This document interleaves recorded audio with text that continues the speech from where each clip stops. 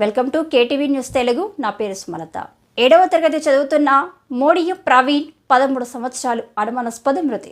భద్రాద్రి కొత్తగూడెం జిల్లా దమ్మపేట మండలం రాజూర్గ్రపల్లి గ్రామానికి చెందిన మోడియం ప్రవీణ్ గా గుర్తింపు. 13 సంవత్సరాలు. తండ్రి పేరు వెంకన్నబాబు.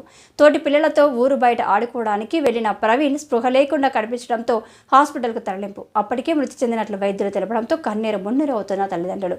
బాబు మృతి చెందడంతో ఊరిలో విషాద ఛాయలు అలుముకున్నాయి. మృతికి గల వివరాలు తెలియాల్సి ఉంది.